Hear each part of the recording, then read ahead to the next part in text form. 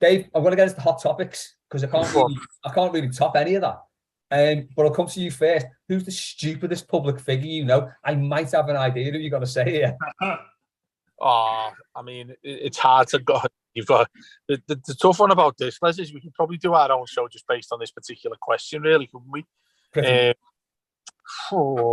I'm trying to avoid the obvious, but it's hard to look past and taking this away from Evan. In fact, just to probably create something a little bit more different. Do you know? And this is probably from the sort of an outside shout here, but Dominic Raab, I think, is a fucking muppet. When I've argue with that at all. Don't mince your words, Dave. Yeah. When I've seen that fella speak, he makes you feel dumb for just looking at him. When I've heard him come out and talk, and I don't know about you guys, and I said, sorry to refer this to Evan again, but when I said about Mashiri statements at the football club that come out and all that, like Denise and all that stuff that come out with things that they think maybe people want to hear, but they haven't actually looked at the room and decided that people will not like to hear this and probably think I'm even more of an idiot. I see that fella anytime he goes on the dispatch box, anytime when I see him in the media, that patronised look. And the best thing about it is he's a fucking black belt at something, which makes me laugh my head off because I reckon I'd take him. So I'm going for him. That's fair enough. That aligns very much with my choice, who's Liz Truss, who I just think is the stupidest person going. Absolute turbo. Les, is it her that's saying she wants McVie with her? Which one's saying that? Oh, I'm not sure. I don't think it's her. No. One of the female candidates have said they want her as a chancellor. At this point, it is just who's the least psychopathic.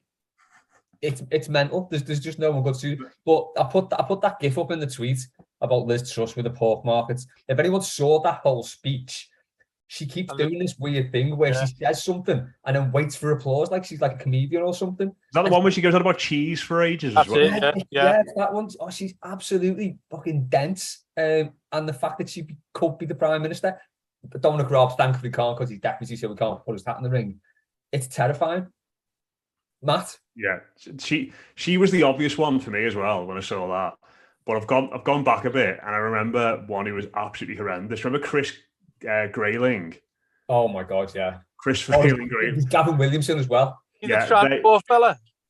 Yeah, so he was the one who also said about people who own B&B should be able to turn away gay couples because they need to have their own consciences. He wants to ban books for prisoners. And he was also the fella who gave a contract to that Seaborn freight company. Yeah. Oh, yeah. They didn't actually own any ships at all. He changed the timetable, didn't he, on the rail, and caused absolute chaos with that as well. You've won this already. I'm just thinking back to this. Everybody's called, didn't he? Chris Failing Grayling. Yeah. Do you not think, Matt? Do you not think he looks like? I don't know if you remember this, but it came out in the papers that. I think I've mentioned this before, quite bizarrely and quite embarrassingly, on one of our shows recently, when that fella was in the newspaper of basically getting, like, I don't know, a few grand's worth of Virgin Media porn that he'd been watching. And the letter obviously comes to your house, doesn't it, and tells you what you've been watching. Was that the old fella? That old fella with the look on his face, like, and it just says underneath it, "I'm innocent," and he just looks shady as could ever be, standing next to his missus. That's exactly what that Grayling was like. Yeah. See, the thing with that is, I reckon she's been watching even worse porn, but she's covered the tracks. Yeah, might be her. Could be. Might be, yeah. And he's thinking, why isn't she watching it with me? Who was the? Tell me who was the Conservative one who got done for speeding, but he let his wife take the ticket. Is that right? Oh, yeah, I can't remember who that was. And he went to jail, didn't he? Or she did. Someone went to jail for it for a few months. Yeah, it rings a bell. I can't remember. We've been putting up with this shit for 12 years now. It's just, you're making me feel better about Evan, Neil. I know what your game is. That's it. I'm just going to turn this into a politics podcast until no one listens at all. We'll move on then, because weirdly, I didn't put any sort of political connotations in this apart from the GIF, obviously. But We all went for Tory politicians. On the back of England bladdering Norway 8-0, which was a good performance from England, but a really bad one from Norway. What's the best and worst team performance? Doesn't have to be on the same pitch. You can just give me one or the other. Matt? The best one, so the one I always go back to with this was when Barca beat United in the Champions League final, 3-1 at Wembley. Oh, yeah. And they were just like, I think that was like peak, because they beat them the year before, didn't they? 2-0. And they were good then. And then I think that summer they sold Etu, and they sort of brought in David Villa and played Pedro wide. And I think Barca went 1-0 up, Pedro scored, then Rooney made it 1-0. Yeah. And then after that, they did not get a kick. And it probably should have been about 5 or 6-1. And they were just absolutely ridiculous. Like, that was at the time as well, where there's obviously talk about Messi not potentially being able to do against English sides and whatever, but he just took the piss all night. But that's probably the best the best team performance I've seen on the telly. Either that or when, we'll say, probably the worst is Brazil, when they just completely melted down against Germany.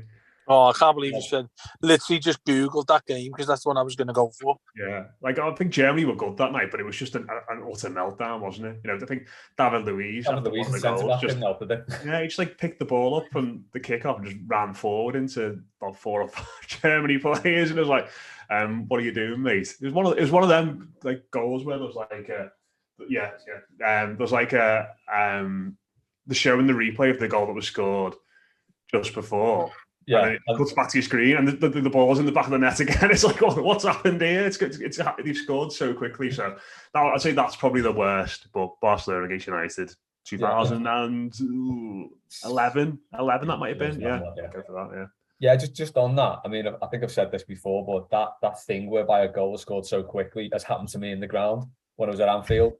When Liverpool beats us 2-1, Dave Watson scores, me mate in the Cameron, jump up, because you could then. Back in the good old days of the friendly derby, it wasn't. But yeah, we jumped up amidst like no one. And then as we're still celebrating, everyone jumps up around us, have a look, and I think fucking Ian Rush is trotting to the centre circle with the ball. It happened to me this season, the Watford game, when they made it 2-2. And then next thing, I was like, talk to my dad, and just looked up. And they were just like through on goal again. I was like, what's happened here? Like, Mike Keane was on his own with 3 Watford players streaming towards him. Bloody hell. I don't think I'll ever get over that game, No, it was a bad one, that, wasn't it? Totally scarred by that, yeah. Probably the worst 12 minutes I've ever seen from an Everton team, that. That could go up there in the worst performances, Just that 12 minutes, it was like they'd all just been like spinning their heads around on a brush and gone back out. You were just running into each other. Best performance has got to be Everton 22, 0. Yeah. I mean, come on. Would have beat anyone that day, wasn't it, the Blues? Sandro still didn't score, did he? No, he didn't, did he? Did Morales score 5 or something mad like that? Yeah, and I think he scored with his knob, didn't he? Nias. Yeah, Delta. Dave, best and worst? I'll start with worst. And this is probably reflective of what I'm like as a person. But in the obviously when we do post match, and we often do it in my car, and I record it on my mobile, and it sort of saves into me Apple Music thing on my phone. So when you put like shuffle on your phone when you're just driving your car, whatever, and you just click next. And this one came out the other week, but not only that, I remember it so vividly, because we got beat 1, and this doesn't even sound that bad with the context of it. And I'll never forget the email I did with Matt there and Mosey in my car that I used to park up by, the bingo that's at the bottom of Carisbrook Road there. Yeah, I used to park my car there, and I went on an extensive run of not getting a ticket. So I thought that was the place to be. So I parked there. They came back, and you might remember this. I think it must have been 28. Koeman got sacked 18, is it? Yeah, I think so. Yeah, or 17. You'll know this as soon as I say it, Matt. Everton 0, Burnley 1. Yeah, I remember that game. That was. Do you remember that post match? Yeah, it was. I think that was the point where we started. We went from it's too early to be talking about sacking him to saying something like this is the point where these are the sorts of games. Didn't Burnley score a goal when he passed it 25 times in the build-up to it or something mad like that? Yeah, Matt Hendrick scored it. Matt Hendrick of all players as well. Jeff Hendrick, is it? Sorry, who? Jeff Hendrick, he's called, isn't he? I think. Jeff, that's it. I'm saying Matt. I think that's some fella on Twitter might have insulted there. Matt and Jeff are the Hardy Boys, aren't they, in wrestling? Maybe you've been watching WWE. Oh, yeah, I do watch WWE as it happens. But anyway, I remember us coming out and talking about it, and we did it for about an hour, and it was one of the most therapeutic series of post-matches that we did, because we were all reluctant to say it. It was just before, it was to take us into the international break, and it was the time, I think almost certainly I'm right about this, that when who was in charge of Palace, Frank de Boer. Yeah. They went 7 on the spin, losing all 7, didn't he, when he first signed them? Yeah. And we started joking in that podcast about, would we actually get a result against Palace at home when they'd lost all 7 in a row, because everything had gone that bad. And I remember it honestly sounded like being in a morgue or at a funeral, the way we were talking about it, because it just epitomised that. I think, and obviously there's some direct parallels to what we've just spoke about at the start of this mailbag, but the way Everton were being run at that time, just signing just mad players who were crap, and it was just the start of. You're right, Matt. I think the start. I remember the start of it. You said, I don't think many of us actually ever like international breaks, but this one has been far too far, or it's been much needed, or something like that. You said at the start of it. We'll never forget those lines, as much as I've just forgot some of them then. But yeah, we started talking about that, and it was difficult, really. But it was one of those typical. You know when you're on a podcast with Mosey. I haven't spoken to Mosey for months actually. He's having about 6 kids since then, hasn't he? But one of the things, I think he's got one woman pregnant. That he's told us about. What did you say? Do you know, he's just one of those people, and it's a bit mad that he's not actually a broadcaster, as in by trade, because some of the monologues he comes out with on all of, and we've all witnessed this at some point, where he just goes off on one and you just let him go. It's like letting a happy little dog to run with its ball a few miles and then go and chase it, because you just let him go.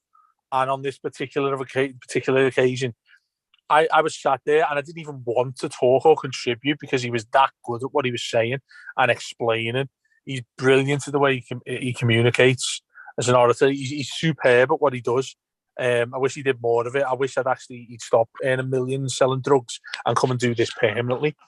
But in that particular podcast, the emotion that come out in that about what is this club becoming, because this was meant to be the new era. This was meant to be the new Everton club, that we signed a top-class manager, which we thought, and had an owner, and we were able to spend money. Those 3 things, aside from probably Moyes being that particular manager, it was good. They were that trio of things that we always thought, if we got that, we're going to be successful again. And to have it go completely 180 the other way, to which is what we see these days, which we're now sadly used to, was the way Mark. I'd implore anybody to go listen to that. In fact, tweet me or DM me and I will send this to you, because I've got it looking at. Listen back to this podcast and when we got beat. I've actually got the team here, right? And we wonder why we're still in the shit. See if we can name it. Let's see if we can name it. And goal Pickford, obviously. Left back. Baines would have played, would he then? Dean. Marco Silva was manager. No, it's not the right one. It was That was the Jeff Hendrick one. Yeah. Maybe it wasn't Jeff Hendrick who scored. It was definitely Koeman. All right. Yeah. We just lost a home to Burnley so often. Yeah.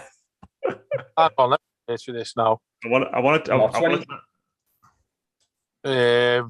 on. Was it? No, it wasn't 2015. My actual worst ever. It was Jeff Hendrick, because I've just googled it then. Everton 0, Burnley 1. 1st of October 2017, Jeff Hendrick finished off a magnificent Burnley team move to beat Everton at Goodison Park. Yeah, that's the one. Yeah, James Tarkowski was man of the match that day.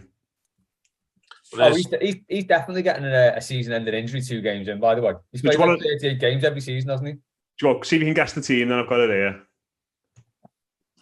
here. That is difficult. Pickford in goal. No, Pickford in goal. I remember Seamus. Pickford got sent off. Seamus got sent off. No, Coleman didn't play. Are you sure about that? That's the one I had up, and Silva was manager. So that was 2019, wasn't it? Yeah. So October 2019. Jeff Hendrick scored against us twice. Has he scored 2 winners against us? Looks like, yeah. Jesus. Right. The team, it was. I'll quickly rattle through it. Being a centre-back? No, it's Big. Oh my God, yes as well. Pickford, Martina, Keane, Williams, Baines was the back. Christ. Schneidlin and Idrissa, which is all right midfield. And then Vlasic, Sigurdsson, Calvert-Lewin, Nias. Bloody hell. Horrendous. So the one I've got up, right, which really hammers home how we are just doomed, basically. So this is 5th of October 2019. The team is Pickford, Dean, Mina, Keane, Coleman, Delph, Schneidlin, Iwobi, Higginson, Richarlison, Calvert-Lewin. That's actually not a bad side. Well, I know it's pretty much the side we've been going with last season. that was at Burnley, that one, wasn't it, I think? Sorry, yeah, that was at Burnley, yeah. Yeah. But my worst ever Everton performance, actually, I've seen came that season, the 4-1 against Southampton. That was the one close to choosing. They were the 2 I had in mind. And then to make everyone feel a lot better, I think the best one, this is actually a combined 2, if I'm allowed to, Les. Yeah, it's going a lot further back to 2007, where we went to West Ham in the quarterfinals of the Cup, and Yakubu. That was absolutely magnificent against them on both games, which he scored twice. I think Andy Johnson scored as well. We beat them twice, once in midweek and once at the weekend in the league, and then we also went on to lose. We lost to Chelsea eventually in the semis, but that sort of trio of games when we went to Chelsea, we got it back to 1-1 with an absolute peach of a volley just outside the box by Yakubu. But those 2 games away at West Ham, I was in cloud cuckoo land after that, thinking, what have we done here? Can you imagine Everton going back to back away from home against the same team inside 4 days? No, does not. I can't imagine them going 2 wins in an away season. Do you know what I mean? So that to me, I just remember getting really excited that this felt like peak Moyes times. That was a class team, though, wasn't it? It was, and also we that season we went across from November to February, or might have been a little bit early in February. We went 14 games unbeaten in the Premier League, and God, if Liverpool fans are listening to this right now, they'd be taking the piss something wicked. But I always remember that run of games we went on where it was like, this team can actually do something here if we take it seriously. Do you know what I mean? And we actually look like we're half decent for once. But when you have your own little moments in the bells of glory where you think you've had such a good time as a football fan, sadly, was that particular week doing West Ham away twice, who were a decent side themselves at that time. That to me made me probably up there with the happiest I felt as an Evertonian. There you go, Dave. We've had good times. And I felt like Phil there.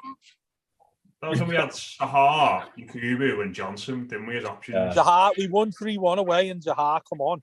I think it was the first goal he scored for us. Scored a goal with his right foot from distance. Which the keeper probably should have saved. Brilliant player.